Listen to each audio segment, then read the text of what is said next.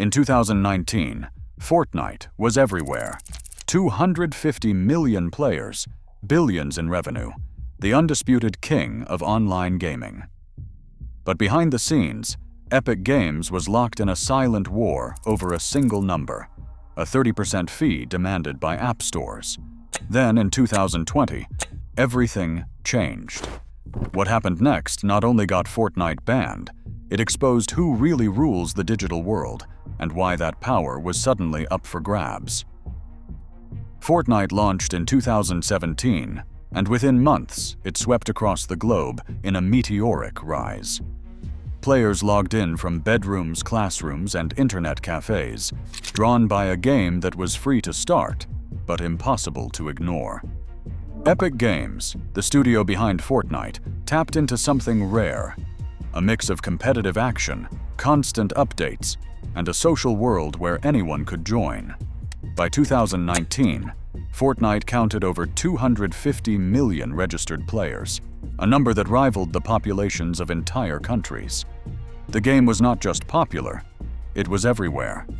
From celebrity tournaments to late-night talk shows, Fortnite became a fixture in pop culture, referenced by athletes, musicians, and politicians alike. The business model fueled this surge. Fortnite was free to download, but players could buy cosmetic items, emotes, and seasonal battle passes. Each new season brought fresh skins and limited-time events, keeping players coming back and spending. This approach turned Fortnite into a money machine, generating billions of dollars in annual revenue. Mobile devices played a key role, opening the door for millions more to join the battle, whether on a bus ride or at home. Epic Games didn't just build a hit game, they built an ecosystem, one that reached deeper into everyday life than any game before it. The stakes for what happened next were massive, with fortunes and influence on the line. Apple and Google set the rules for mobile gaming's most lucrative marketplace. Both companies demanded a uniform 30% commission on every in-app purchase. For Epic Games, this was not just a fee, it was a chokehold on profits, especially as mobile players became a core part of Fortnite's global audience. Each skin, emote, or battle pass bought on an iPhone or Android device meant Epic lost nearly 1/3 of that revenue before it ever hit their books. Tim Sweeney, Epic's outspoken chief executive, did not hide his frustration. He called the 30% cut exorbitant, arguing that it punished developers while giving Apple and Google unchecked power over the digital economy. Sweeney pointed out that other tech services like Uber or Spotify were not forced into the same payment straitjacket, but game makers had no choice. The rules were clear: use the platform's payment system, pay the fee, or get out. For a company generating billions annually, even a small reduction in commission could mean tens of millions more in profit. Epic's public criticism grew sharper, framing the fee as not just a business issue, but a fight over who controlled the future of digital commerce. Behind the scenes, the pressure to find a workaround was mounting. The clash between Epic and the gatekeepers of mobile gaming was about to turn from words into action. At dawn on August 13th, 2020, Fortnite players on mobile devices woke to a new option. Epic Games had quietly activated a direct payment system inside the game, offering V-Bucks at a discount if players paid Epic directly instead of using Apple or Google's in-app purchases. The difference was clear. Buy 1,000 V-Bucks for $7.99 through Epic, or pay $9.99 through the platform's system. The move, planned for months under the codename Project Liberty, was a direct challenge to the 30% fee enforced by both app stores. Within hours, Apple responded. Fortnite vanished from the App Store, cutting off new downloads and updates for millions of iPhone and iPad users. Google followed later that same day, pulling the game from Google Play. The takedown was not gradual. It was immediate and absolute. One of the world's most popular games was erased from the largest mobile marketplaces in less than a day. For Epic, the risk was enormous, but so was the message. No developer, no matter how big, was immune from platform control. The shockwaves rippled through the gaming world, leaving players locked out and developers on edge, watching to see what would happen next. Epic Games wasted no time taking the fight beyond the app stores. Within hours of Fortnite's removal, Epic's legal team filed a federal lawsuit against Apple.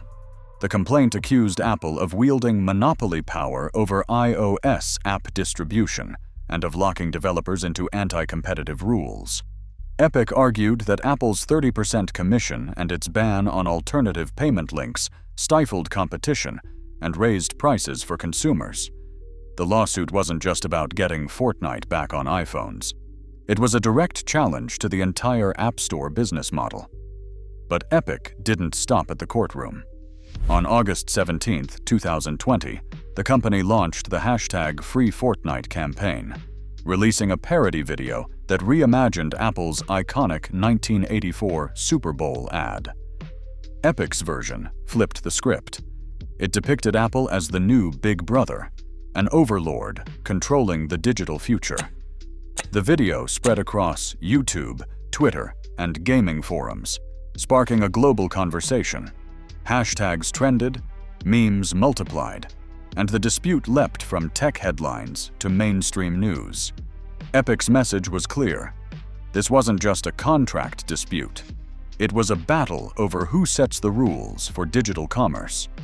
By fighting on legal and cultural fronts at once, Epic forced everyone, from players to policymakers, to confront the question of who really controls the world's most powerful platforms. Developers across the globe watched Fortnite's removal unfold and realized the stakes stretched far beyond a single game. Within weeks, independent studios and major publishers began speaking out, some for the first time, about the grip app stores held over their businesses and who held control. The Coalition for App Fairness formed in September 2020, bringing together companies such as Spotify, Match Group, and Tile to advocate for changes to App Store policies. Lawmakers and regulators in the United States, the European Union, South Korea, and Australia launched formal investigations, citing concerns the Fortnite case had exposed. Headlines tracked new antitrust inquiries and legislative proposals as watchdog agencies demanded answers from Apple and Google. The dispute had shifted. It was no longer just Epic versus tech giants, but an industry-wide reckoning over who controls access, competition, and profit in the digital world. The courtroom battle between Epic Games and Apple began on May 3, 2021, drawing global attention to the heart of digital commerce. For weeks, arguments circled around whether Apple's control over the App Store amounted to monopoly power or simply tough business. Judge Yvonne Gonzalez-Rogers pressed both sides on the definition of the relevant market and the fairness of Apple's anti-steering rules, which barred developers from directing users to cheaper payment options outside the App Store. On September 10, 2021, the decision arrived. The court ruled that Apple did not hold monopoly power in the market for iOS app distribution. But the judgment did not leave Apple untouched. Judge Rogers issued an injunction requiring Apple to allow developers to inform users about alternative payment methods. Epic lost on its core claim, but the ruling forced open a door that had long been locked, signaling a new era for App Store rules. Fortnite's disappearance from the App Store stretched on for years, creating an absence for iOS players who had no way to download new updates or join live events. The blackout fractured the game's massive community and erased a major source of revenue for Epic Games. Analysts estimated that mobile once accounted for up to half of Fortnite's earnings, with the ban costing Epic hundreds of millions in annual revenue. Only a fraction of lost players returned through cloud gaming, using services like GeForce Now and Xbox Cloud Gaming as a workaround. But the experience never matched the native app. As Epic absorbed these losses, its legal fight triggered ripple effects far beyond gaming. Apple responded by launching a 15% commission tier for small developers, a move that benefited thousands of studios worldwide. In 2021, South Korea passed a law forcing app stores to allow alternative payment systems. The European Union Digital Markets Act followed in 2022, rewriting the rules for digital marketplaces across the continent. What began as a single game's removal set off policy changes that reshaped the economics of the entire app economy. The Fortnite ban shattered the illusion that digital worlds are neutral ground. Today, every app download is shaped by invisible rules set by a handful of tech giants. As regulators and developers push back, the fight for control over digital economies is just beginning. Who owns your access, now and next?